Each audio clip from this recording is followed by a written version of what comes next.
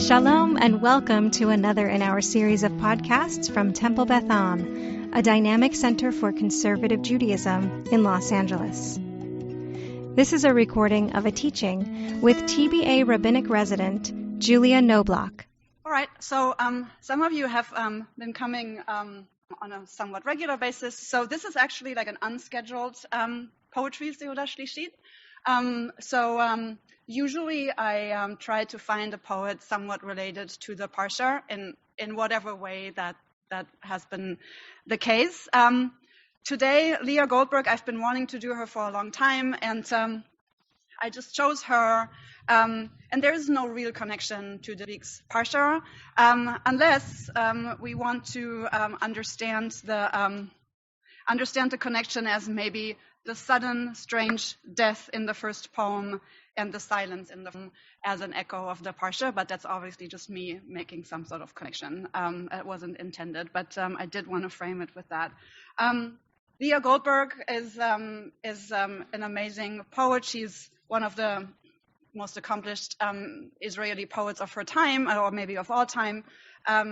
She was born in 1911 in Königsberg, which was then East Prussia, and she came to Palestine in 1935 when she was 24, after having gotten an education, among other countries, also in Germany. And she settled at first in Tel Aviv, and belongs to the so-called second generation of Hebrew poets, together with Alterman and Shlonsky and others. And she founded the Department of Literature at Hebrew University in 1963 and taught there until her death in 1970. She never married. She lived with her mother together in an apartment when she had started working at Hebrew University in Jerusalem. And she speaks to me for several reasons. There was some affinity that I find in many of her poems. And as I was getting ready for this shiur this afternoon, I was reading in this introduction for this anthology of poems, and it says here that she wrote poems of desire and unrequited love, of longing for landscapes, geographic and temporal, that are lost forever, of an immigrant's divided identity and sense of dislocation, of nature that is often unforgiving, but always wondrous. And that is something that I try to do in my poetry as well, and it speaks to me. And it has come up a few times in this introduction, how even though she, from a young age, started writing in Hebrew, and she really worked on her able to write poetry in that language even before she had to Palestine. Later in her life, she has nostalgia and sense of loss and belonging to her identity, and I find that with a lot of Hebrew poets of her generation, even somewhat younger. I found it in Amos Oz, for example. Anyway, so this is something that I personally I chose two poems. As you know, I'm kind of going through this the modern Hebrew poem itself, so I chose two of the three that they have in this book. I have printed out only the ones in English. It would have taken me two in Hebrew. I couldn't find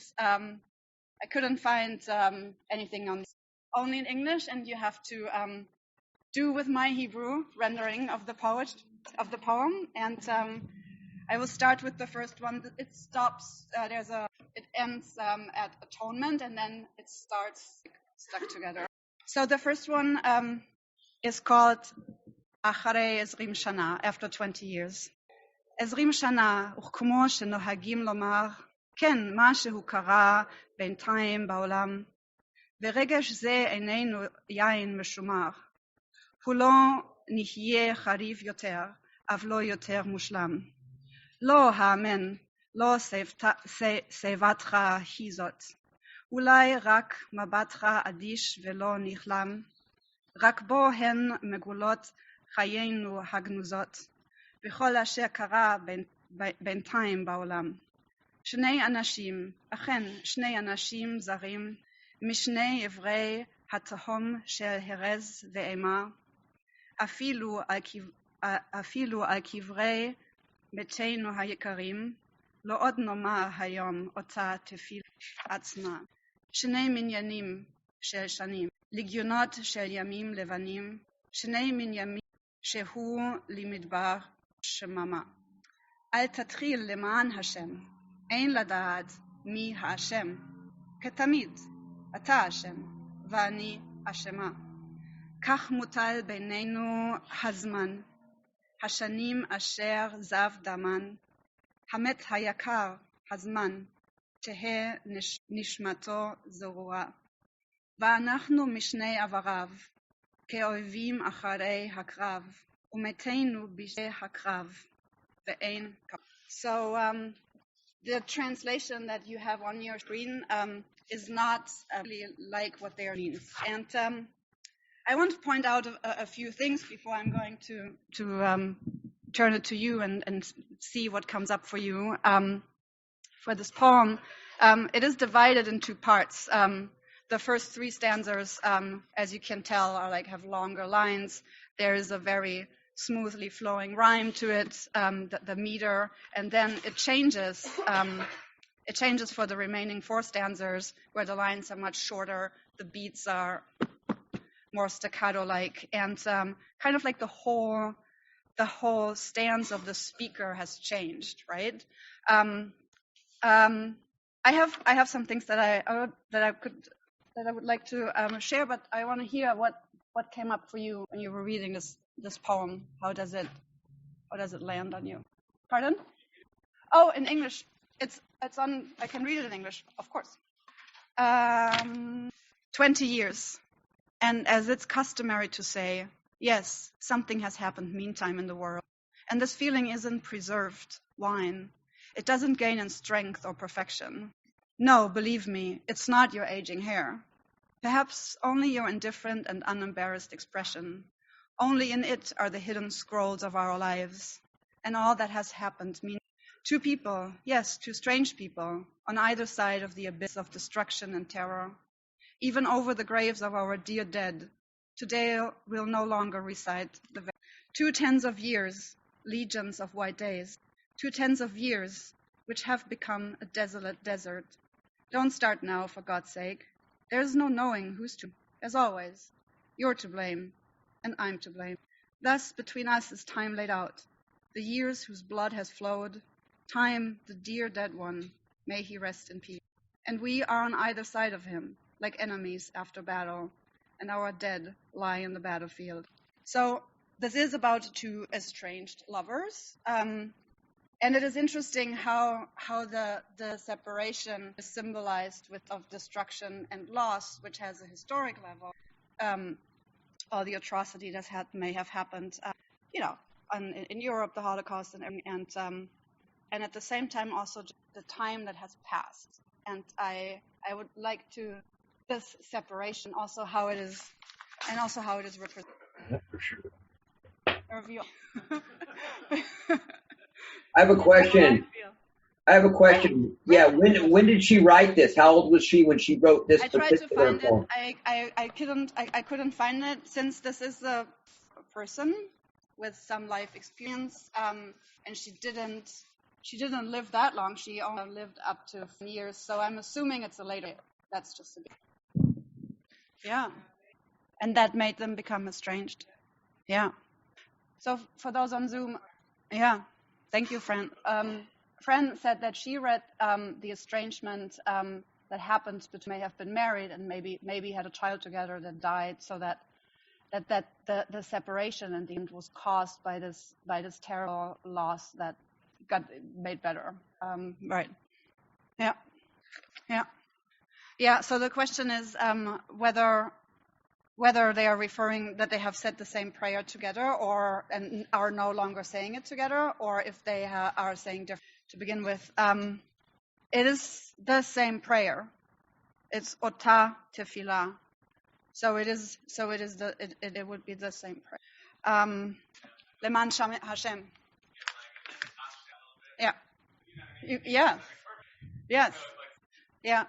So we've been there were some voices about like how different people process grief, and also David was talking about how there's this pun with Leman Hashem, for God's sake, and then how it's combined with Hashem, with guilt and blame. I mean, I have found it was interesting also that where is it? So in the first half of the poem, when it's like Meteinu hayikarim is plural, and then in the second at the end, when she's talking about the time between us, like, and the poem is called After 20, so there is time between them, which is 20 years. And then it's, where is it? Here, Hamet Hayaka. So it is singular. So that has shifted. So not only has sort of like the voice of the person, it is the voice of the speaker changed.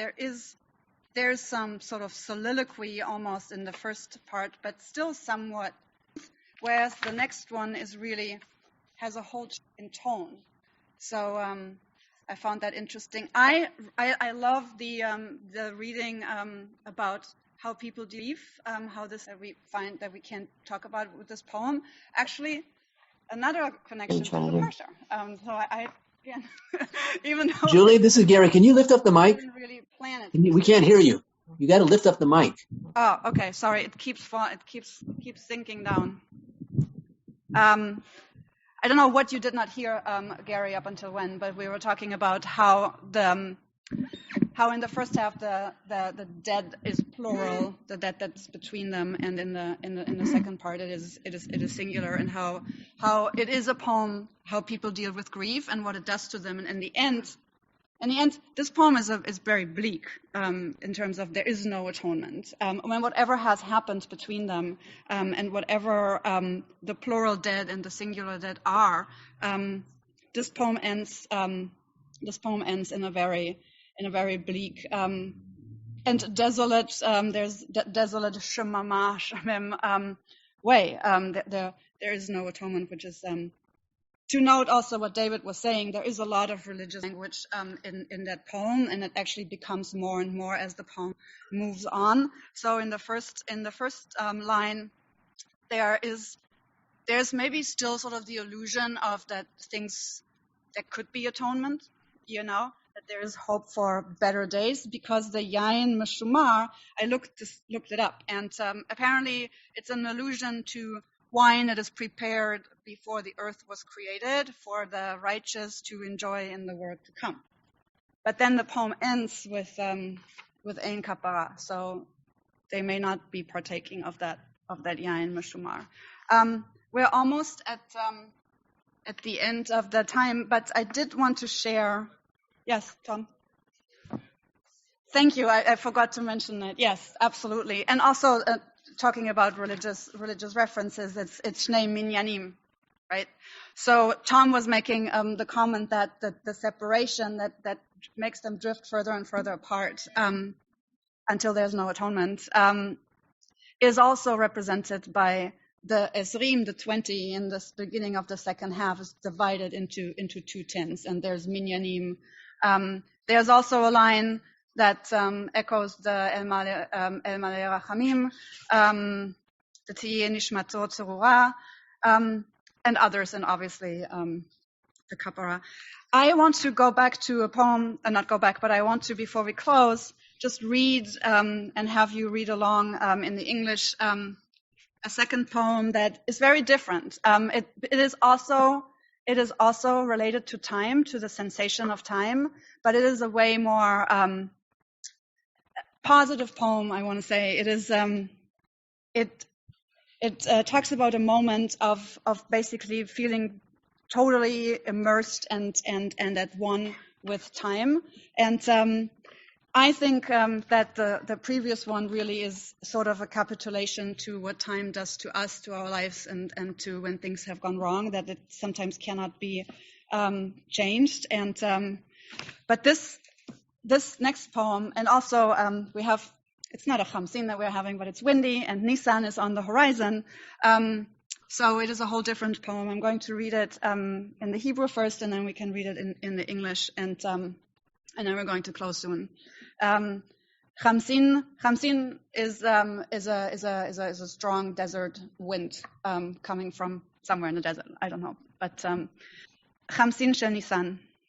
אכן אדע זה יום ללא תמורה, ולא נפל דבר ולא אירע, ולא יבדיל בינו להבין ימים, ציון אותה אשר משוב עד רע, ורק לשמש ריח של יזמין, ורק לאבן קול של לב פועם, ורק לערב צבע של תפוז, ורק לחול שפתיים מנשקות. איך אזכרנו אלמוני איך אזכרנו אלומי סתמי, איכה אשמוע חסדו הפתאומי, איך העמים שיום אחד היה, כל ניד וריח עצם מעצמי. כי כל אילן היה מפרש רוטט, ולדממה עיניים של ילדה, ולדמעות ניחוח הלבלוב, ושם העיר כשם אהבתי.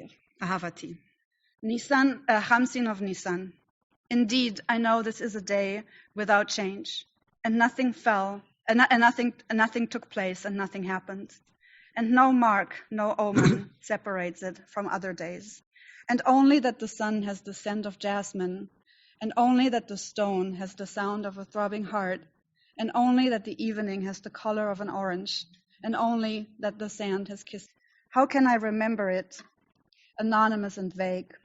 How can I guard its sudden grace? How shall I believe that on this day every flutter and scent was of my very essence? For every tree was a trembling sail, and silence had a little girl's eyes, and tears the aroma of blooming, and the name of the city was like the name. So it's a complete different experience of time. It's not necessarily the passing of time. It's like time stands still.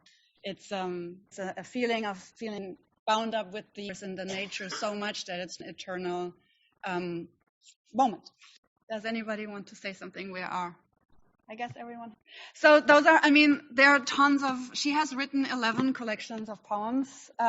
She's very prolific. 2 poems really don't do her justice, like all of the poets we have.